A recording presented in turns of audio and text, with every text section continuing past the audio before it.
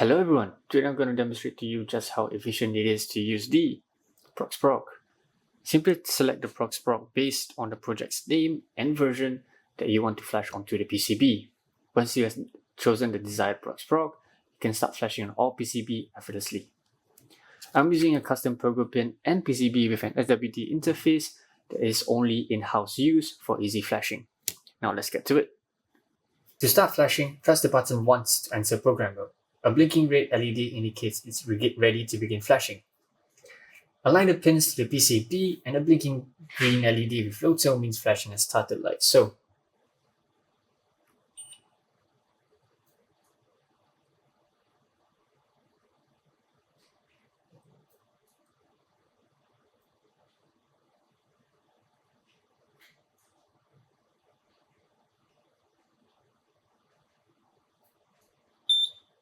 A steady green with high tone signals completion.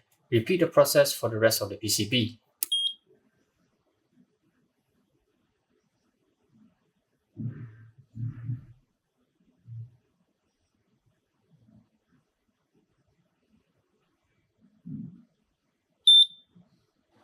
When done flashing all desired PCB, hold the button for 2 seconds to switch to sleep mode.